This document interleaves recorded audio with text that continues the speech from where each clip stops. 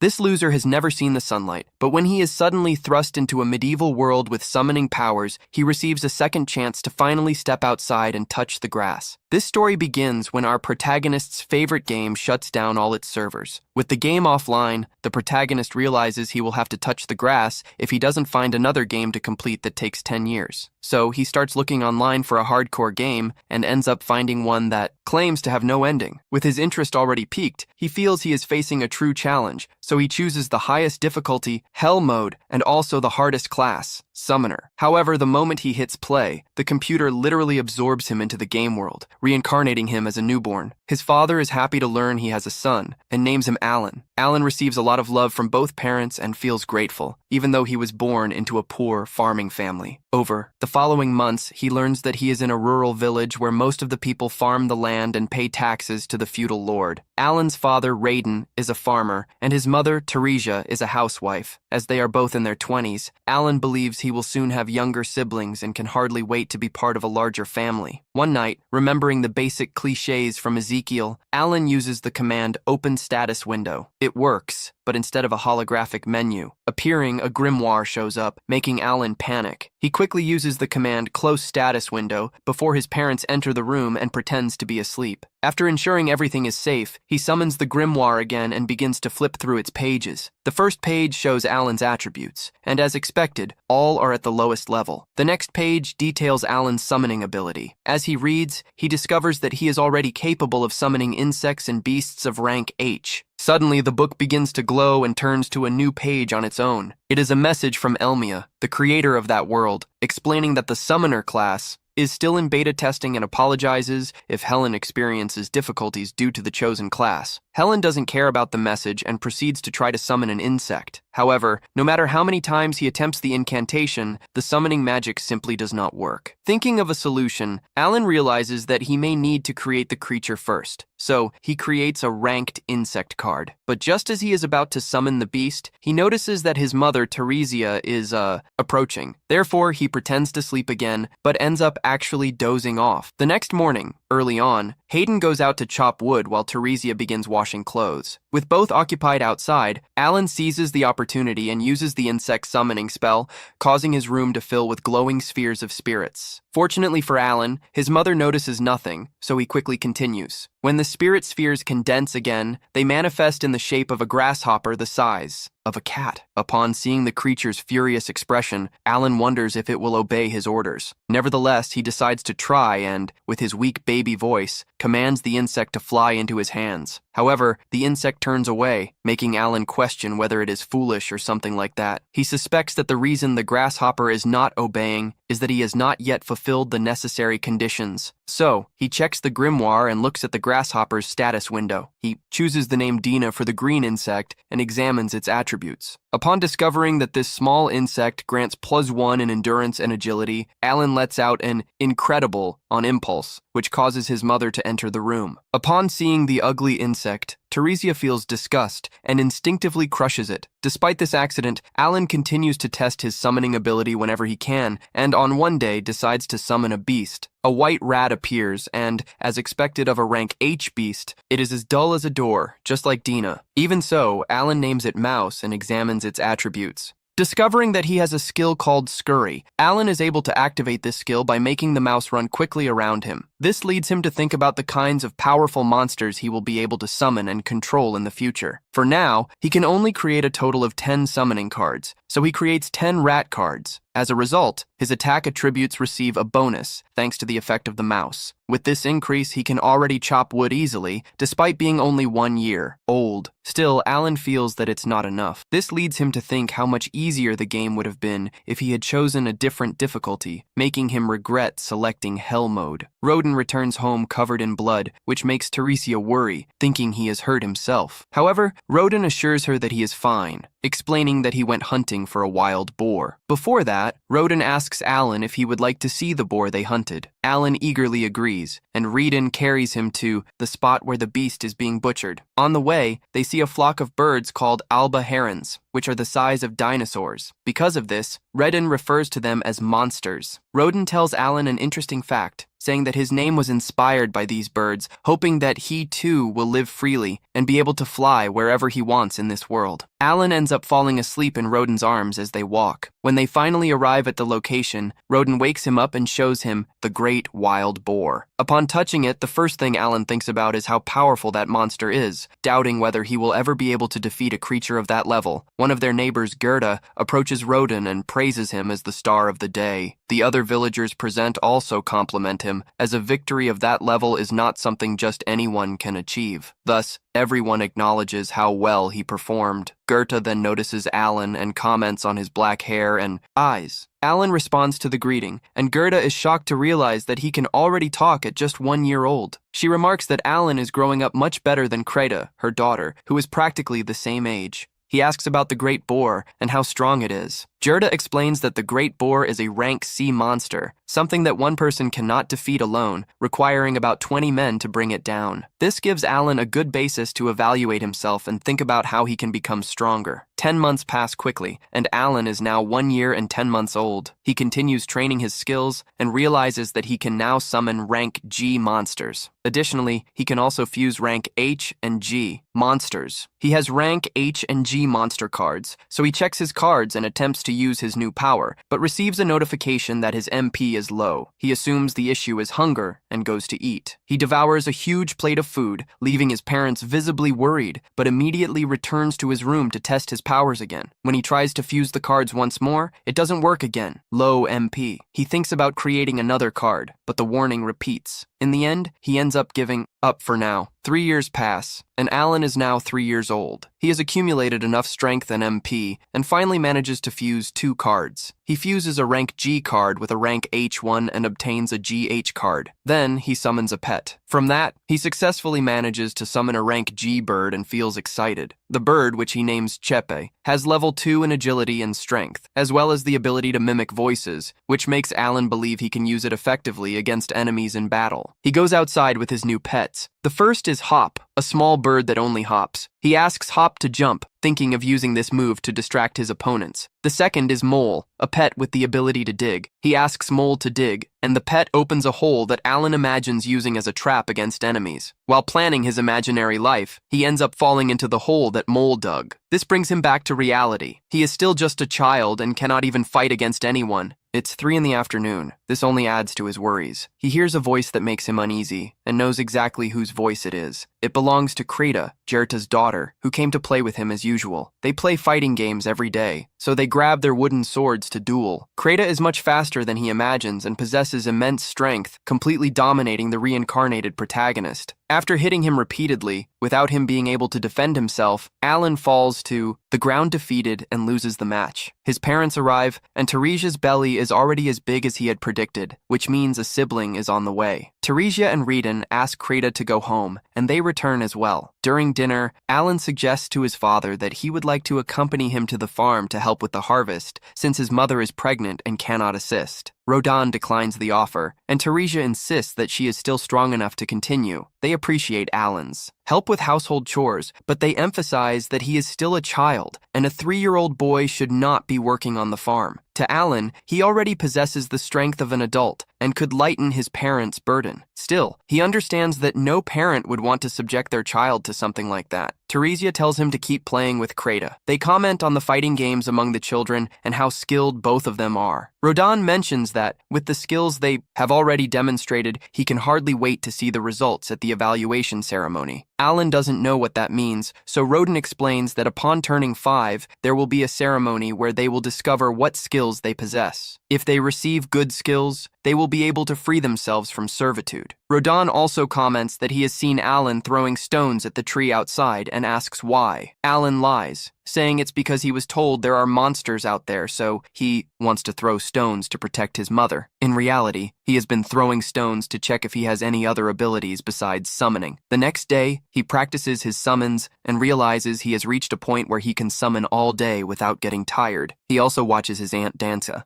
but he gets distracted when Krita shows up. They go to the usual duel and, as always, Alan loses and falls to the ground. Rodin arrives and Teresia goes to greet him. Unfortunately, Dana jumps on her, startling her. She recovers from the shock, but suddenly feels strong pains in her belly. Her water breaks, and the baby is about to be born. Rodin tells Krita to call his mother, Matilda, while he takes Teresia to bed, trying to help in his own way. Alan boils water and goes to announce that the water is hot, and coincidentally, Matilda arrives at the same time. She orders the men to leave the room and helps Teresia with the delivery. The men nearly fall asleep outside the house when Teresia finally gives birth, calling them back, full of excitement. Alan now has a brother, and Rodin names the baby Mex, which makes Teresia question if that is not also the name of a monster. Eden replies with a smile, showing that she is right. Seeing the excitement on everyone's faces, Alan begins to wonder why he was reincarnated, putting aside the fact that he was just a gaming addict wanting to level up in a new game. In his previous life, he was no more than a lonely workaholic, living miserably. There was nothing about that life worth missing. To be honest, he loves the idea of his new family. For now, all he wants is to free his family from servitude. Teresia calls him to greet the baby. He approaches to see the child, who immediately starts crying. Alan is terrified by this, and everyone jokes, saying that babies are like that. Alan is undoubtedly enjoying his new life. Now all that's left is to cross his fingers and watch him grow. Time passes, and now Alan is 5 years old. He asks his father how the evaluation ceremony works. His father explains that it is a special event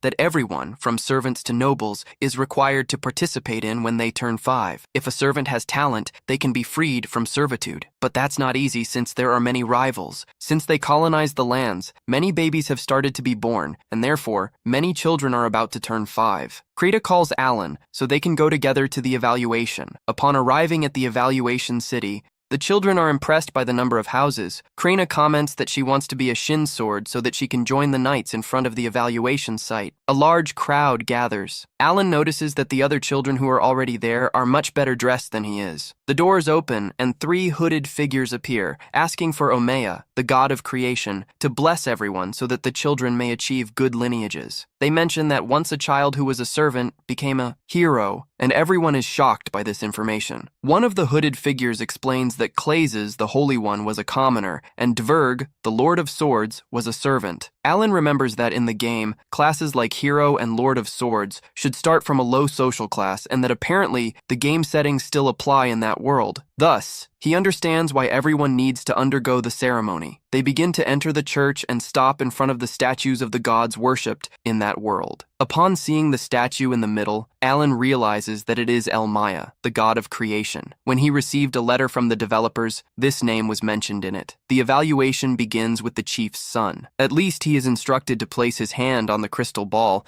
and any talent he has will appear written on the metal plaque behind him. The boy approaches the crystal ball while his father is ecstatic about the result. He puts his hand on the ball, and it reveals that he has a talent for being a merchant. The father is happy, as this is excellent news. Alan realizes that having a talent is a reason for celebration. Alan invokes his grimoire, which no one can see, as the way statuses appear in the grimoire and on the stone is different. The next boy touches the crystal ball, but nothing happens, and he runs crying to his father. The following boy slaps his own face twice to motivate himself, and again the crystal ball glows, revealing that he has talent as an axe wielder. The evaluation continues until only Krina and Alan are left. Krina is called and runs toward the crystal. She places her hand on it, and the crystal shines brightly. His father worries and asks the Reverend what it means. The Reverend says it's a miracle, for she has received the talent of Lord of Swords. Everyone is surprised, as she sells a small village. His father is beaming, and Alan thinks that this is the only way to justify her absurd strength. Soon it's our protagonist's turn. He walks up to the crystal ball, thinking that now everyone will know that he is a summoner. He places his hand on the ball, and it glows very faintly, but suddenly, the glow disappears. Alan wonders why it vanished, and suddenly the ball glows intensely, blinding everyone and throwing the protagonist to the ground. His father rushes to him and asks if he is okay. Alan replies that it was nothing,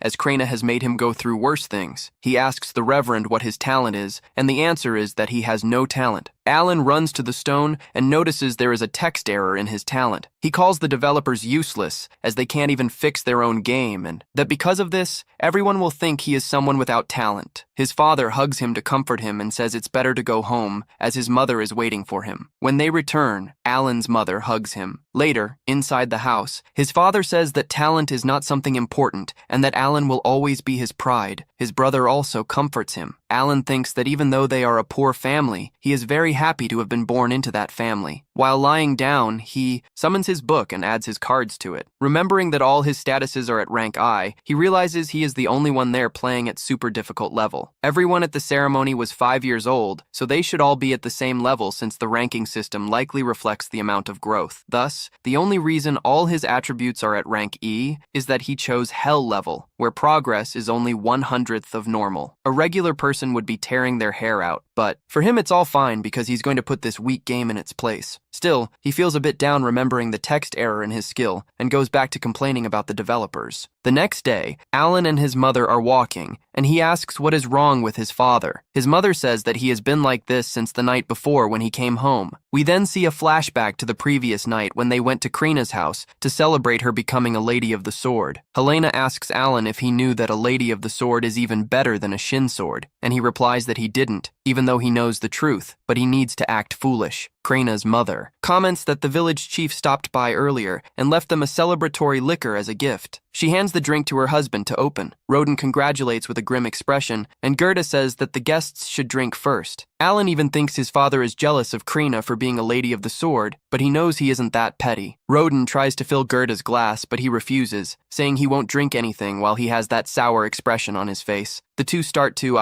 fight, and Roden asserts that Krina has an incredible talent and that it is a reason to celebrate. Gerda, irritated, asks why Roden wants to sever ties with his family, shocking everyone with this revelation. Roden says that Krina's talent is extraordinary and that she has a chance to join the cavalry and serve the country. If that happens, she could become a noble and should therefore not be socializing with servants. Alan realizes he is saying this to prevent Gerda's family from having to ask for help, but the fight continues. Alan asks Krina to stop the argument. She grabs her sword, but before she can act, the mothers put an end to the fight by hitting both of them and making them quiet down. Alan asks if they always fight like this, and Matilda confirms, explaining that after they became parents, they matured a bit. But before that, they were very explosive and would exchange punches all the time. His mother explains that the four are childhood friends, grew up in the same village, and that 10 years ago, a rumor about a new village emerged. They decided to move there and worked hard to build their own houses. She comments that the houses have the same design because of this, as they found it easier to build them at the same time.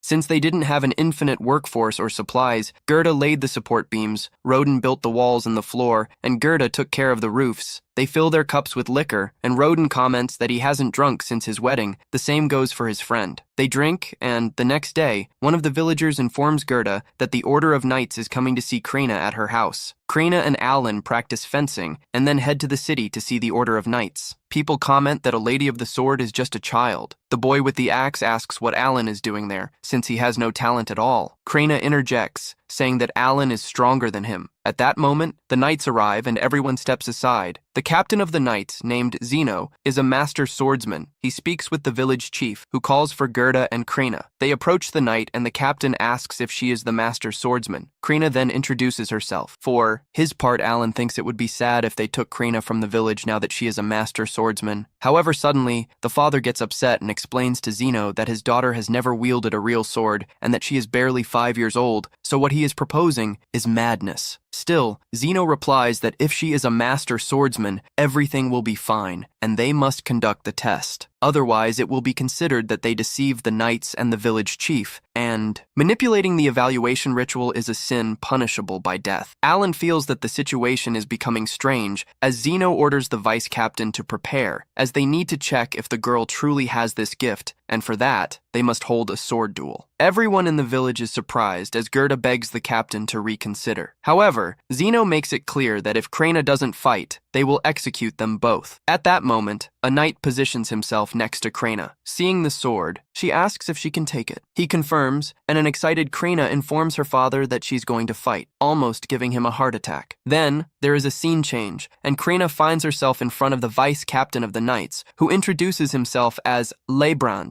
The fight begins, and Krena, without wasting any time, charges at Reborn, surprising everyone by showing that the small girl can wield a sword of that size. The problem is that when Reborn gets serious, he kicks her against the wall. Gerda tries to intervene, but the knights prevent her, as they do with Alan and her father. He feels frustrated because, although Krena has a great gift, she cannot compete with the actual experience of the vice captain. However, Krena gets back up and starts to unleash an aura from within herself. The vice captain becomes nervous, and Krena quickly advances towards him, who can now do nothing but defend himself. He realizes that Krena has an extra skill, and then the little girl, with a sword strike, breaks his weapon. Zeno calls off the fight, while Krena, very smiling, thanks the vice captain for the match, commenting that he is quite strong for an old man, even though in reality the poor guy is only 24, even younger than me. For her part, Gerda is surprised to realize that her daughter is a true master swordswoman, and starts patting the knights' heads as she picks her daughter up. Krena begins to laugh. At that moment, Zeno approaches and says he recognizes Krena's power. He apologizes for his discourtesy, although Gerda continues to show irritation. Still, Zeno mentions that now it is time to talk about her future, and informs that, if she wishes, her friends can accompany him already to the chief of the village's house. Alan notices that Gerda is still furious, which is quite understandable. However, he wonders what the hell the axe guy is doing there. His thoughts are interrupted by Zeno, who introduces himself again and warns that he is there by order of the lord of those lands, who wished to verify that the ritual had not been manipulated. He comments to the village chief that normally the village takes the chief's name, but since a master swordswoman was born in this place, the lord of those lands now wishes for the village to be named Krena. The village chief accepts without any complaint. Zeno then reveals that 3 years ago, a master swordsman was born into a count's family. Someone finds this curious and, while stealing some fruit, thinks that master swordsmen can only be born among plebeian servants. Zeno continues telling that this master entered the service of the royal family, but his performance was unsatisfactory. When they repeated the ritual, they discovered he was merely an ordinary swordsman. Because of this, they uncovered that several nobles had tampered with the results of the gifts. Thus, the eye. Royalty began to doubt the results of the ritual. For this reason, Zeno apologizes again to Gerda for having put her daughter to the test. Gerda accepts the apologies as Zeno reveals that Krena will enter the academy when she turns 12, to later serve the royal family. At that moment, the boy with the axe asks if he can become a knight if he goes to the academy, causing his father almost to have a heart attack. He hurriedly apologizes to Zeno. At that moment, Zeno notices Alan's black hair and eyes. Rodan comments that he is his son, while Gerda introduces her friend. Surprised, Zeno stands up, asking if he is the boar hunter. He apologizes for his rudeness, saying he barely greeted the hero of that village. Rodan asks why he calls him that, and Zeno reveals that the lord of those lands is delighted to receive, every winter, the meat of the giant boar that the village sends. He knows Rodan takes great risks in hunting them, so he congratulates him for his excellent work and hopes he receives praise from his esteemed lord. Rodan accepts, shakes his hand, and later bids farewell to his friends. As he walks back home, he comments that if a servant like him can gain recognition from others, then, even if life is very hard, they must continue to live, with their heads held high and with dignity. Alan understands this. After all, his difficulty lies in the way he lives. Before going home, he reveals to his father that he has a gift for his mother and for Machu, and wonders if he perhaps should not have done this. But then, his father starts to laugh and reveals that he did the same.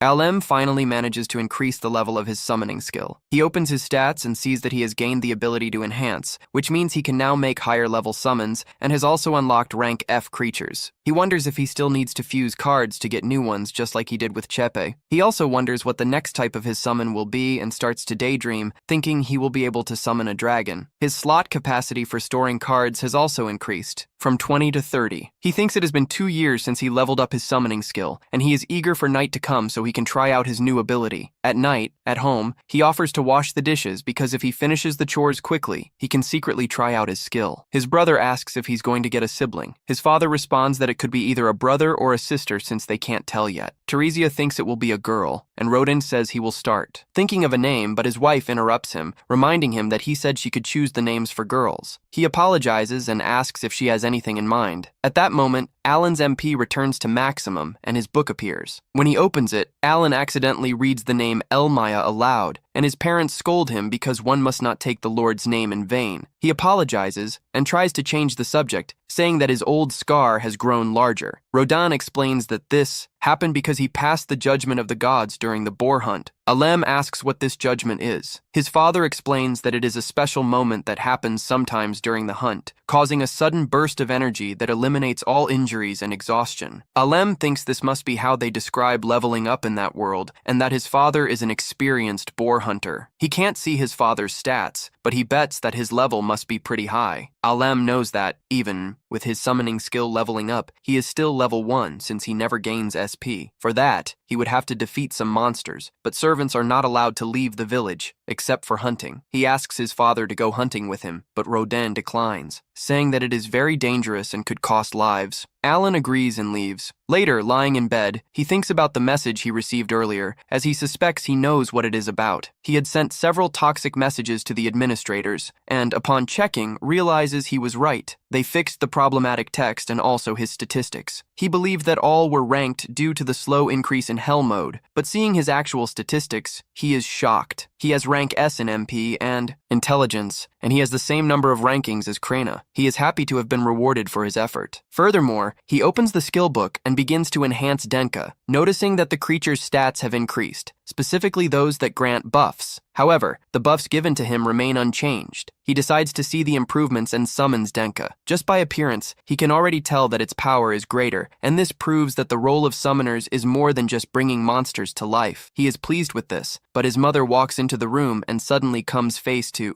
face with Denka. She panics and steps on it. The next day, his father is going out to hunt, and Teresa bids him farewell. Alan, distracted, approaches thinking that after going through a summoning cycle, he has learned that the enhancements of a card do not disappear. This means that as long as he has spare MP, he should enhance all the cards in his inventory. His mother calls him to say goodbye to his father. He bids farewell and wishes him a good day. While he is hanging the clothes, he thinks that every day he has tested various combinations, but he still hasn't managed to unlock any new types. The only test he hasn't done yet is Insect F with Bird F. He tries and finally succeeds, unlocking a new grass card rank F. He is a bit disappointed with the rank, but seeing the buffs, he is happy because it comes with an MP buff, which is very good for him. Thanks to this buff, he will be able to do a lot more throughout the day. At the current pace, it would take decades to reach the next level, but this card could reduce it by a few years. He decides to see what the card is capable of and summons it. An apple appears, and he names it Apo, saying that clearly he was not made for fighting. In the summoning letter, it states that his ability is aroma. Alan asks him to use his ability, Apo. Then he enters the ground and a seedling grows. Alan smells the essential oil and thinks that the dull backyard is now closer to becoming a botanical paradise, but he comes back to reality remembering that he is not a gardener. His mother approaches with his brother, calling him for lunch. He asks Apo to return, but nothing happens. His mother asks what that seedling is, and Alan makes up an excuse, saying he doesn't know, while wondering what the issue is with Apo. Afterwards, he goes to practice fencing with Krena and is again defeated. However, Krena praises him, saying that he has gotten stronger. Alan thinks that his sword mastery has reached level 3, and that besides that, the inventory expansion has allowed more space to increase resistance and attack. He wonders if Apple's aroma has any effect in battle. Later, we see Alan throwing stones at a tree. In his thoughts, he has thrown more than 20,000 times, but there is no sign that his ability will evolve. His brother Mesh asks when they are going home because it is very boring. Ever since their mother got pregnant, Alan has been responsible for taking care of Mesh and helping his mother with chores. He thinks it is better to focus on increasing his summoning level, as it is not worth trying to boost his throwing skill level. Still, he continues throwing, believing that the next throw might level him up. At that moment, his brother asks what those trees are. Alan explains that he did some tests and discovered a few things, mainly about Apple's ability. The aroma he produces can reduce MP recovery time, which is quite useful as it allows for even more physical activities. At night, Alan mentions to his mother that his father is late, and Teresa wonders why he is delayed since Radan had said he would be working nearby. At that moment, Gerda shouts for Radan to hold on, as several men carry Radan on a wooden board. Teresa and Alan run to him, while Gerda warns him that he is home with his family. He explains that Radan was badly hit in the stomach. Gerda says they only managed to keep him alive thanks to a healing herb called Flor Muller. Teresa is shocked, as it is something very valuable, but the man explains that he received it from the knights as an apology for what happened to Crana, and that without this flower, they would be doomed. One of the helpers says it was the fault of a stupid peasant. They are outraged and want to make the peasant pay. But Mexi Accorda goes into the room and starts to cry. Alan takes him inside, and the helpers leave. Alan asks Gerda what really happened, and he explains that a few days ago, he received a summons from the village chief. He wanted them to let the peasants participate in the hunt because wild boar meat is valuable to them, even though most of it goes to the baron. The leftovers are divided among the hunters. Despite this, no peasant had ever volunteered for a hunt before because it is very dangerous, and there are casualties every year. But the servants make a living this way, so there is nothing to be done. Alan asks why the peasants decided to participate this time. Gerda explains that it was because they heard there was a hero among them. He remembers that the captain of the knights,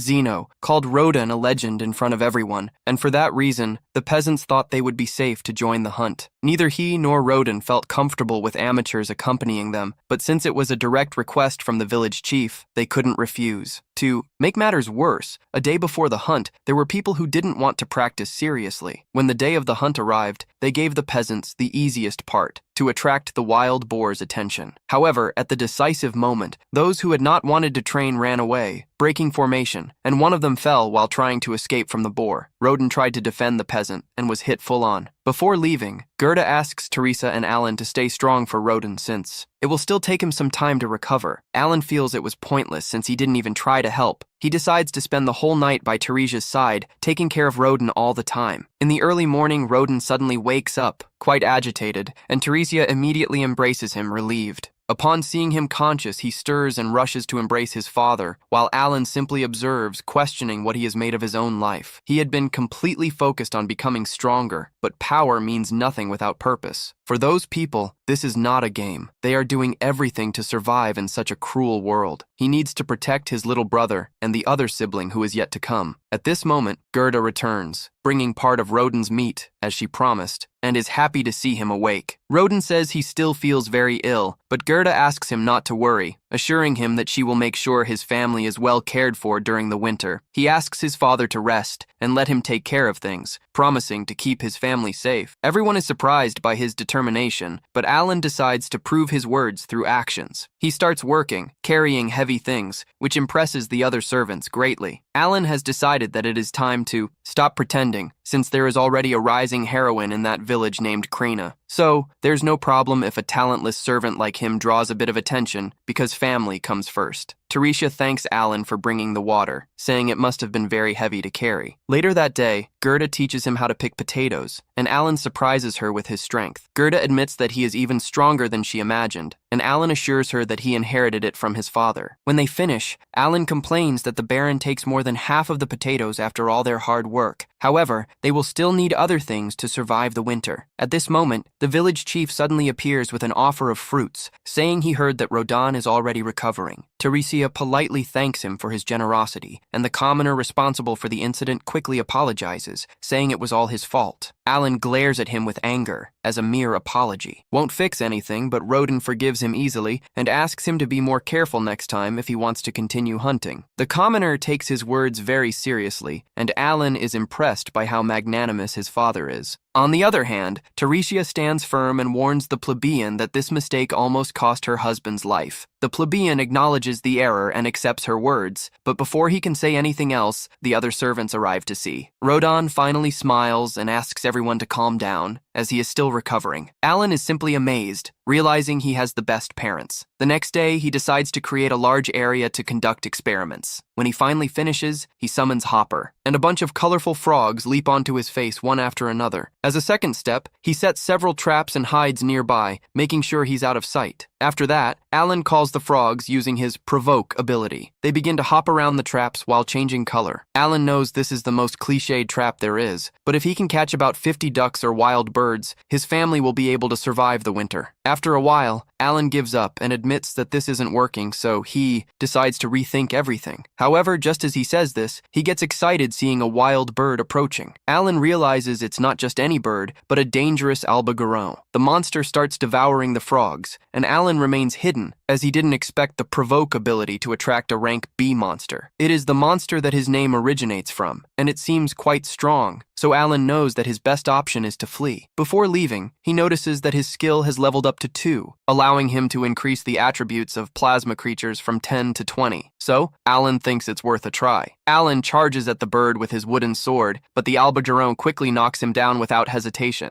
Alan summons Fido, as his chance to use his summons in real combat has finally come. Unfortunately, the albagaron eliminates all of his summons and strikes him with even more force than before. At that moment, Alan realizes he is losing the bonuses from each summoned creature that is defeated, which is weakening him. This is a major inconvenience of being a summoner. Thus, he starts to realize that this could be the end for him. And with that, episode number 3 comes to a close. If you enjoyed it, remember to subscribe to the channel and comment "final" to show that you made it this far in the video. Continuing the fight Alan calls Chus, they stick to the monster's neck and begin to suck his energy. This way, Alan manages to free himself, although he is very weakened now that he has applied the buffs. He can call the pots and choose to attack, and with a blow to the head, he can knock him down. The grimoire appears warning him that he defeated an albayon, and having 100 experience points in addition, he celebrates saying that it was more satisfying than he imagined. Then he goes to his family to tell them about this feat, taking the albayon with him, although he lies saying that he captured it in the sky. Everyone is amazed, but Mash starts crying. His father asks his son if he wasn't hurt, and he replies that he's fine. Gerda is impressed that he captured that, using just a wooden sword and stones, but notices the dog bites he has and asks if he was bitten. Alan replies that he isn't sure because he was very concentrated. Gerda simply believes him and tells Roden that he will take care of bleeding the creature. At that moment, Alan sees the bump that Gerda has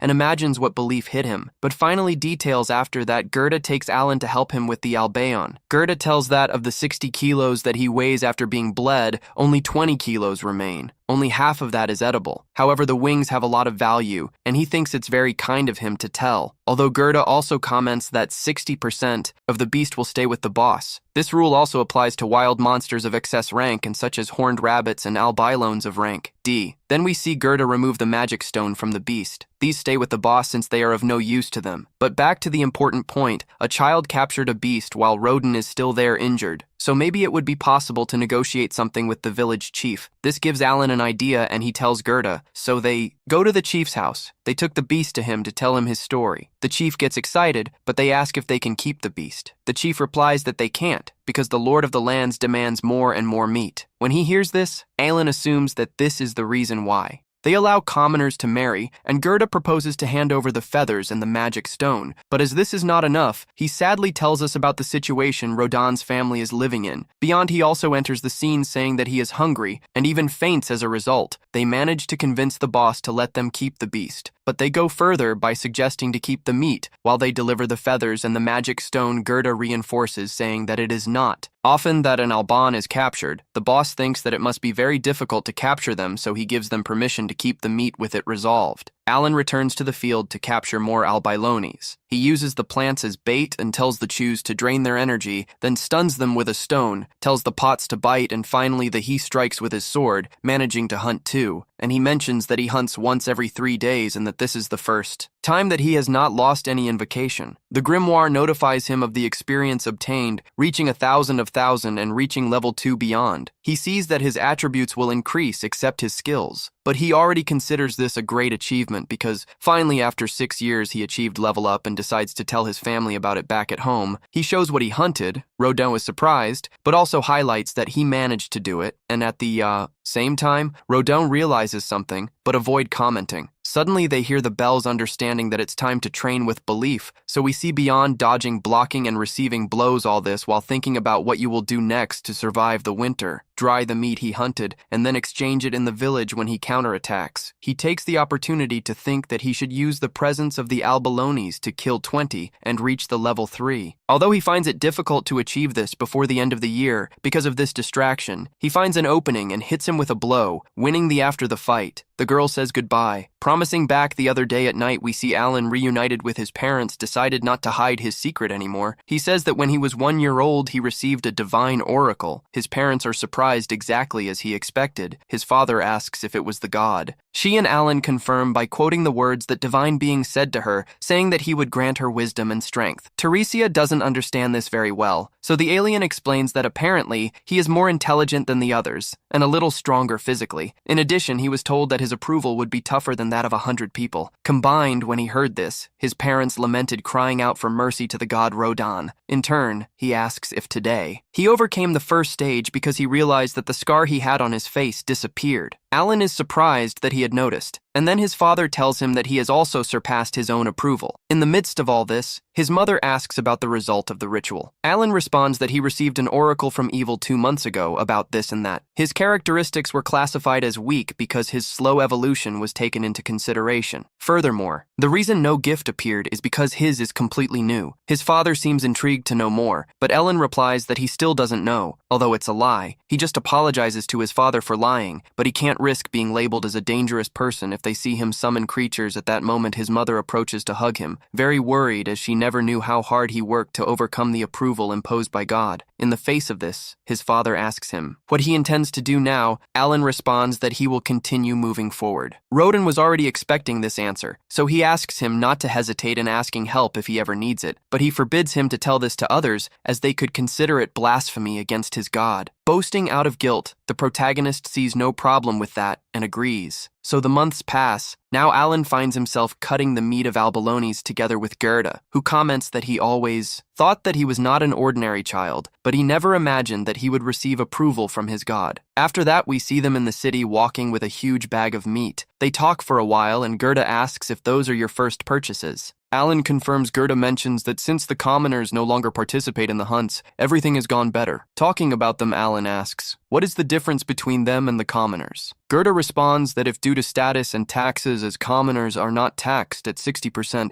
as they instead every year must pay 3 gold coins per adult and 1 per child. This calls the attention of the protagonist, who takes the opportunity to ask if it is possible to become a commoner. Gerda responds that it is possible by paying 10 gold coins, but that this can also be granted as a reward by the Lord of the Lands Beyond. He does the math, reaching a total of 50 gold coins for his family. Then they arrive at a store where they exchange the meat for salt, then go to another stall fruits back home in the afternoon. The protagonist goes over everything he learned about prices, so we see that they return in the following days. Everything he learns. He writes down in his grimoire, discovering that a gold coin is worth 100 silver coins and that 1,000 copper coins are equivalent to 10,000 iron coins. And so with the prices of products, thinking that it would only be necessary to kill 500 albaelones to get his 50 gold coins, he then goes to another store to ask if there is any potion to recover mana, as there isn't. He asks for something that cures injuries, and the seller tells him. He points out some plants and then draws them in his grimoire. He also asks about the Muris flowers. The seller comments that he doesn't have them and that he couldn't even buy them, although he says he once had one. By chance, it was precisely the one he sold to Gerda last month. He remembers offering to receive it for 3 gold coins instead of 5 to save his friend. In the end, he ended up selling it anyway, thus losing 2 coins when he finds out what Gerda did for his father. Alan gets emotional and gives him some albaelon meat, saying that thanks to him, his father was saved, and that another day he will bring more meat. When he leaves the store, he sees a weapon that costs 50 silver coins. At that moment, the blacksmith's son appears accompanied by the chief's son. The first pushes him, demanding that he become his lackey. Alan gets irritated by this, but is not interested in a fight that doesn't give him experience, yet he draws his sword to scare him, challenging the axeman to draw his weapon and fight, who accepts the offer. Duel and tells the chief's son to watch them while he goes to get his weapon. He returns immediately with a shovel. The axeman fights very well, but does not reach the level of belief, and with an alien movement disarms him before leaving. He tells Dagora that he will come back to buy something and leaves. Leaving the furious in the afternoon, we see the father removing the bandages and boasting that he no longer has nothing. Teresia asks him to be careful not to get hurt again. Alan enjoys this family moment, watching everyone talk. The next day, he finds himself at Krina's house training with Dagora. While the dangerous Krina trains with her younger brother, and Alan realizes that with him she is holding back. Dagora tries to attack Alan by surprise. Alan manages to dodge, and Dagora ends up crashing against the ground at the end of the training. Everyone returns home at night. Alan and his mother take care of his brothers at that moment. His father Rodan and Gerda both arrive with worried expressions inside riot from home, they explain what happened. The Lord of the Land summoned them and decided to increase the hunting quota to 15 boars. This means that now the commoners will also have to participate Teresia if opposes the decision, but Rodan clarifies that these are orders from the Lord of the Lands. Gerda adds something even more worrying. If they do not reach the quota, new servants will be recruited. Besides, he understands the problem well. With more servants, there will be less land for each family, and some may lose it if they do not meet the quota. In addition, Gerda warns that next year the quota will increase to 20 boars. Teresia considers this is absurd and too dangerous, but Rodan insists that the Lord of the Land doesn't care what their opinion is, and he agrees, saying that even if they meet the quota, the chief can increase it again, which only it would make the situation worse. When the Gerda criticizes the commoners for being useless, Aelin agrees. But he claims that he can make them useful. He trusts in the wisdom that the god of creation granted him and asks that he be allowed to do so a few days later. Aelin arrives accompanied by the commoners and other servants ready to act. One of the servants comments to Rodan that it took him a long time to recover. Rodan apologizes to them, but says that he is now as good as new. Another servant asks if Alan is really going to accompany them. He receives an affirmative response from Alan's father, who also says that they will use Alan's strategy in that day's hunt, but that his son is just going to observe and will not get involved in the fight. Alan thanks them for letting him accompany him, but he thinks he would like to participate in the hunt. However, his hard-headed father didn't let him. Even so, he is happy to be able to participate in the training of the newcomers to help the group hunt more boars, as he doesn't want to see his father like that again. The commoner goes to Rodan to apologize once again, but the man tells him not to apologize. Worry and focus on his role in the hunt, Gerda gives the signal and the portals open. Alan is enchanted by the sight, as it is his 7th year living as a servant, and it is the first time he has managed to leave the village. He sees a mountain called White Dragon Mountain, and every autumn wild boars leave the mountain and go close to the village to look for food. Some legends say that a white dragon lives there. He becomes even more excited, because now it really seems like he is living in a fantasy world. However, he is soon taken out of his thoughts when a servant asks if he is already as scared, and for that reason he is not accompanying them to the hunting location. Rodan orders everyone to remain calm and go to their positions. The boar is attracted to the location, and Alan realizes that this is really scary. Gerda, leading the first team, orders everyone to stick their spears into the boar. Then they struggle to hold him back and shout for Rodan. Rodan, leading the second team, comes in the flank and begins to stab the boar in its vital points. Alan realizes that it is a good method and that therefore they managed to hunt so many boars successfully for 10 years, but thinks that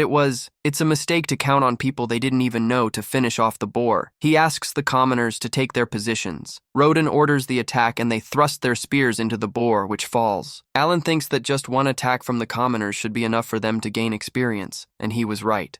They begin to feel the power flowing through them and realize that they are overcoming the first test of the gods. Alan is happy with the result and the fact that the boars are C rank. Even with a single blow, they must have gained a lot of XP. He summons his book to see if he gained anything, but realizes that he didn't, as he wasn't considered part of the battle just because he was close. The commoners go to him and they thank him for the advice, because it made all the difference. He says it was nothing, but he realizes that it is a bad feeling, because even though he won the battle, he was left with a bitter taste of defeat for not having gained nothing. The next day, one of the servants asks if he is going hunting, which our protagonist confirms. He asks the servant to speak to his father and let him use a spear, but he denies it. Time, saying that he can't do that because Rodan would punish him. The other one comments that he wanted to participate in the hunts too. His friend tells him to quit his job as a butcher and go with them, but he can't do this while his wife is pregnant, so he prefers to play it safe for now, but he's happy to have more monster meat to share. Alan calls him uncle and asks if he can ask for a favor. He takes him to his store of albirons and asks if he can carve the meat for him, offering 2 packages of meat for each albiron as payment. The man agrees and work begins at once. Alan thinks to himself that it is a good deal, as he does not necessarily need the meat, as this stock is for the sale of carcasses with which he intends to combine 50 gold coins to get your family out of servitude. Anyway, if you went to a butcher in town, it would be a lot more expensive, so it's not a bad idea to outsource the work on the day. Next, 2 more commoners were added to the job of hunting wild boars. They ask if this really is safe, which the blonde confirms, saying that they already did it once and asks them to relax. Alan thinks that if they continue to gradually add new people to the team, they will eventually have enough people to form 2 groups, which would greatly increase the number of boars that they would be able to hunt. And even so, he wonders why the Baron wants so many boars, as he has the impression that the territory is not suffering from a shortage of food, but comes back to reality when they shout that the boar has arrived.